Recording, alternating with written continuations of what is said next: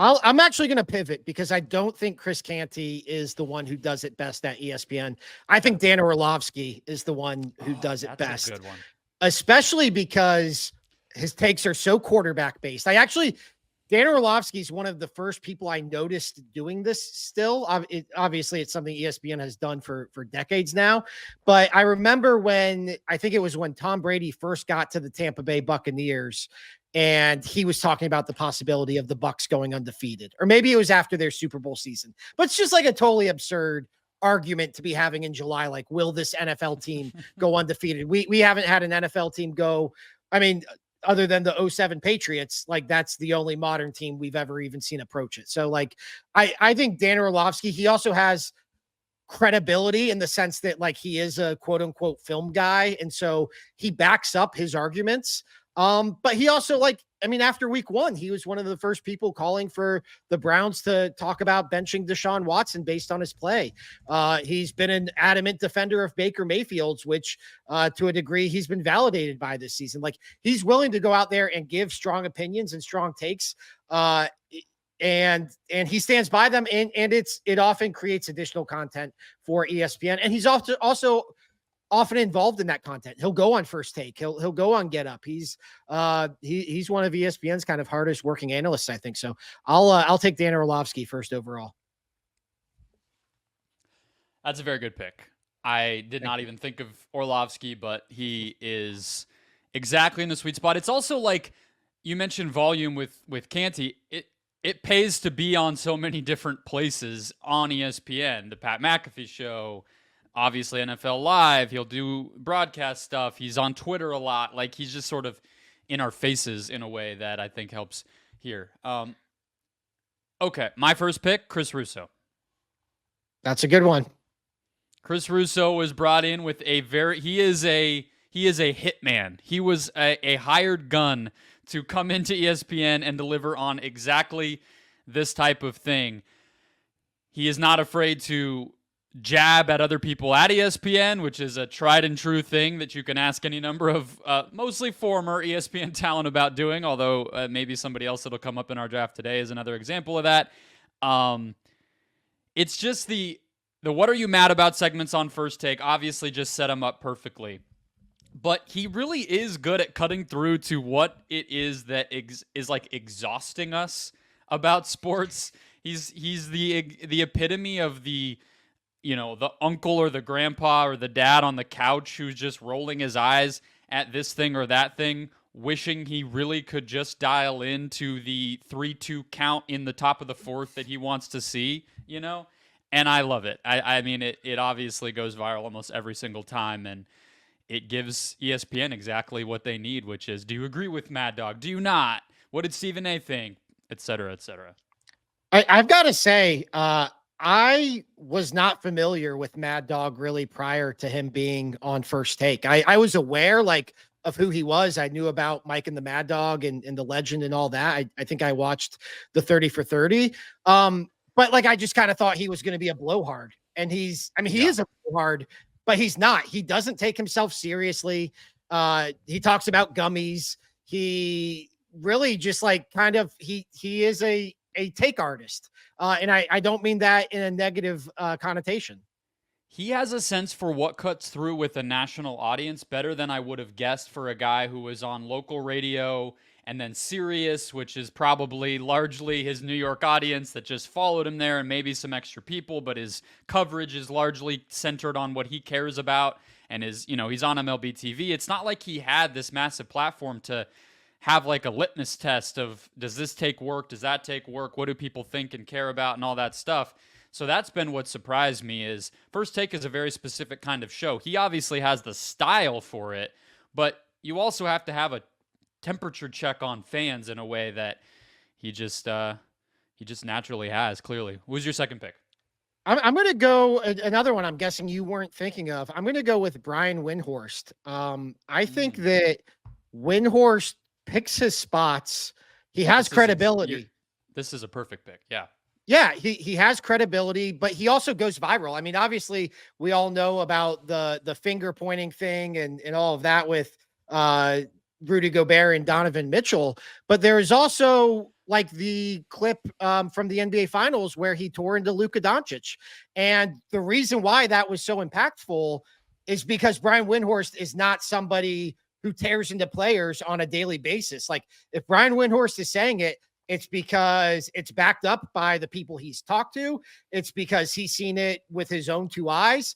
And it's, it's what he actually thinks. It's not just a take. And so he will give you takes. I mean, I thought he had a strong take this last week that there's actually basketball reasoning behind the Lakers leaning into the Bronny James stuff because it keeps LeBron involved and they're just searching for ways to keep a 39-year-old aging superstar engaged with the team. And so when Brian says that as somebody who's covered LeBron James for 25 years, like it carries a lot of weight. And I think that he won't give you the volume that Dan Orlovsky or Chris Canty will give you. But he's going to pick his spots. And when he does, like, it's going to create some really good content. Windhorst is the best that I've ever seen in sports media at combining genuinely good insider reporting with the game of doing TV, right? Mm-hmm. Like, he understands what's going to play. He understands what's going to get the intrigue of the cast on the set with him, as well as the people watching, as well as social media. But I think part of why it works is like when he talks about Luka, for instance, you have a pretty good sense that probably people even in the Mavericks locker room are thinking and saying that. It's not just him talking out of his ass, right? And I think that that's part of why it's so captivating is that, wow, this guy actually knows stuff and he's entertaining me. Like, I'm in, And so that is a very good one. You're right. I did not have it on my list. I had just like the Mount Rushmore people that I'm pulling from. So I'll just play it that way and keep rolling here with Pat McAfee. And he was kind of the guy that got me thinking here. I mean, we talk about Pat McAfee on a weekly basis. We write about him constantly on awfulannouncing.com. But the take he had on Anthony Richardson this week, the elongated, very deep dive criticism of Anthony Richardson, the quarterback of Pat's former team, and of course, much criticized. He just got benched before we hit record here today. It's not so much that what Pat said was not echoed elsewhere. It's not so much that like it wasn't predictable, given that he's a a former athlete. He obviously lives in the city, broadcasts from the city, played for the team. It all lined up.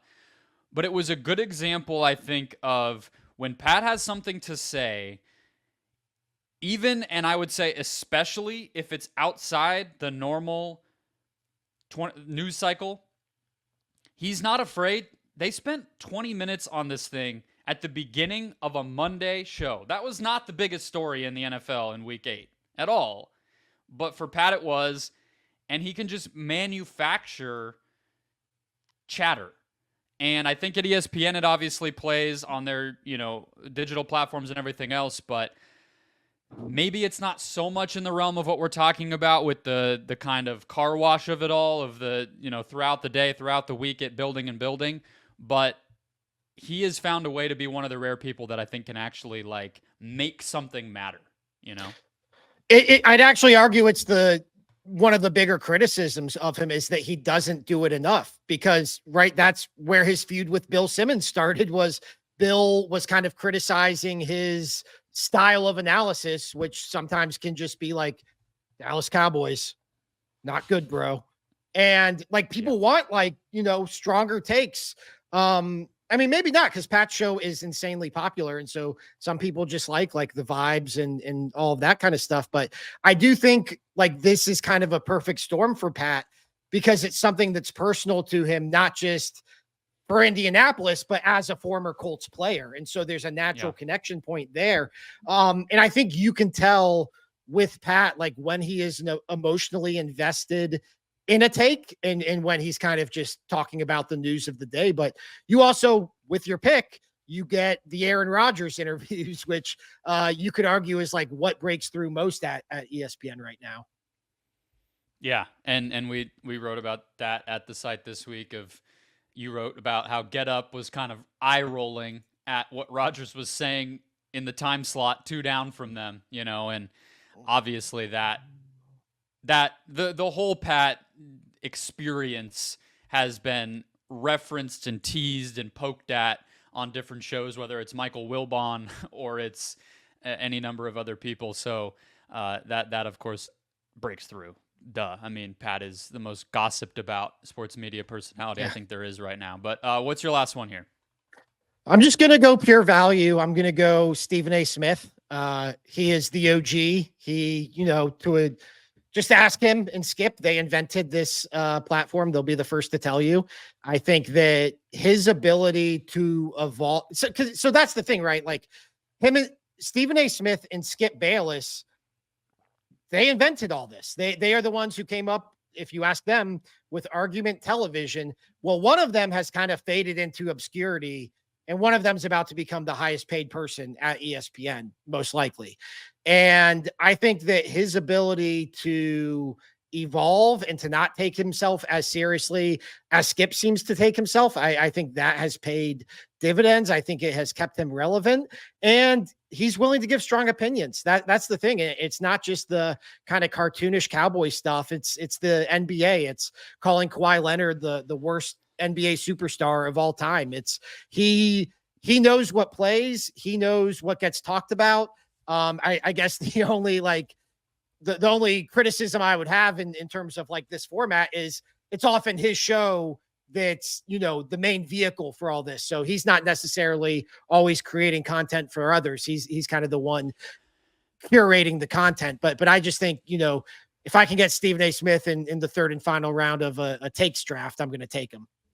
We can't not have him. So I'm glad we got that out of the way. Yeah, I think if I'm predicting what we will be talking about a lot next calendar year on this podcast, Ben, I would imagine that Stephen A. Smith's contract negotiations and where he ends up, what roles he has, will be very prevalent here. So I will save some broader thoughts on him. I think you nailed it. My last one, similar show, another person who is prevalent and volume hitter, volume shooter on ESPN. I'm going to go with Elle Duncan.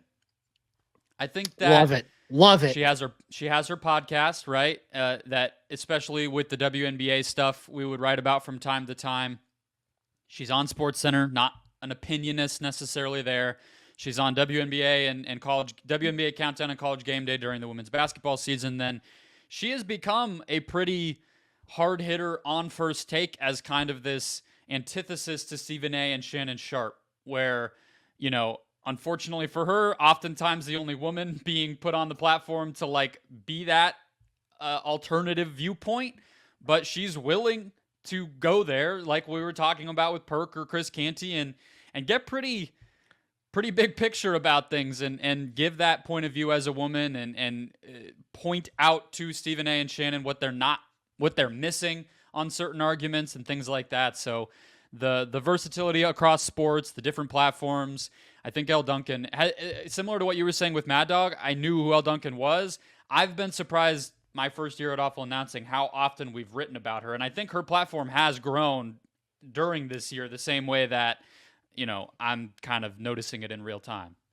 I think Elle has quietly become one of ESPN's cornerstone talents. I think you look at how they have used her in the promotion of ESPN Bet.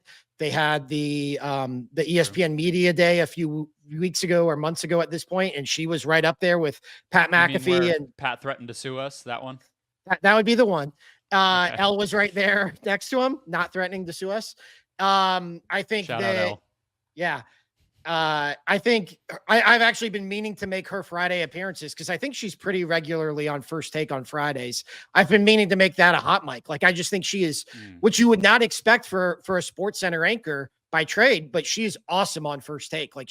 You said it best. She fits right in with Stephen A. Also points out some of their arguments, shortcomings and oversights. I know there was that whole thing that went viral about gender during one of her first appearances, which I think a lot of people missed the point about. But I just think Elle, I think the world of her. And I think that she is well-deservedly becoming one of ESPN's cornerstone talents if she's not already.